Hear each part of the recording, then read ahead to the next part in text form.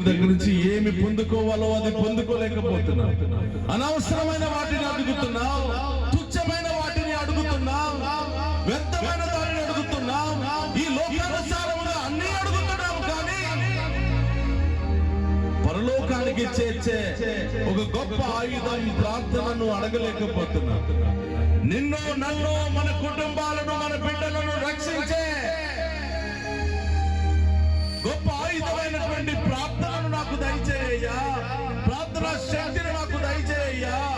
ప్రార్థన చేసే భార్యగా, ప్రార్థన చేసే భర్తగా, ప్రార్థన చేసే తండ్రిగా, ప్రార్థన చేసే తల్లిగా, ప్రార్థన చేసే బిడ్డలుగా ఆ శక్తిని మాకు ఇవ్వండి అయ్యా అని అడగలేకపోతున్నాను. ఏది కావాలో అది పొందుకోలేకపోతున్నాం. ఏం చేయకూడదు అదే మేము చేస్తున్నాం.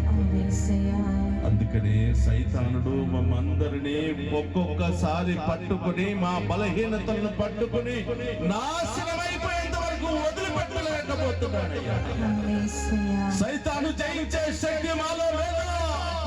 సైతాను తిప్పుకొట్టే శక్తి మాలో లేదా? ప్రార్థనని ఆయుధాన్ని ధరించలేకపోతున్నామయ్యా. క్షమించు ప్రభువా. ఈరోజు దేవుని అడుగుదాం. నీ కళ్ళ ముందే నీ బిడ్డలు ప్రయోజకులు కాలేకపోతున్నారా? నీ కళ్ళ ముందే నీ బిడ్డలు చదువుకోవటం లేదా? చెప్పిన మాట వినటం లేదా? ఈ లోకానుసారం పరుగులు తీస్తున్నారా? వ్యర్థమైన అలవాట్లతో, వ్యర్థమైనటువంటి మాటలతో, వ్యర్థమైనటువంటి జీవితంతో జీవిస్తూ ఉన్నారా? కారణం ఏంటో తెలుసా? తల్లిగా ప్రార్థనని ఆయుధంతో నీ బిడ్డల జీవితాన్ని కట్టలేకపోయా. తండ్రిగా ప్రార్థనని ఆయుధంతో నీ బిడ్డల జీవితాన్ని కట్టలేకపోయా.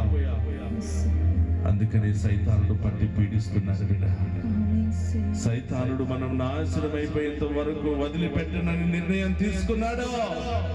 ఈ సాతాను శక్తులను, ఈ సాతాను పన్నాగాలన్నిటిని కూడా తిప్పి కొట్టాలంటే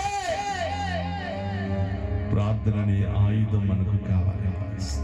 ప్రతి దుష్ట శక్తి నుండి, దురాత్మ నుండి, మంత్ర శక్తి నుండి, శాంతమైన శక్తుల నుండి తిప్పి కొట్టాలంటే ఈ ప్రార్థనని ఆయుధం మనకు ఉండాలి. కలిసి ప్రార్థించే కుటుంబాలు కలిసి జీవిస్తాయంట. ప్రార్థించే బిడ్డలలో దేవుని శక్తి పెరుగుతుందంట. ప్రార్థిస్తూ ఉండగా నీవు కూడా రూపాంతరం చెంది కాంతివంతంగా మారిపోతావంట. ఆ కాంతిని చూసి సాతానుడు దూరంగా పారిపోతాడంట.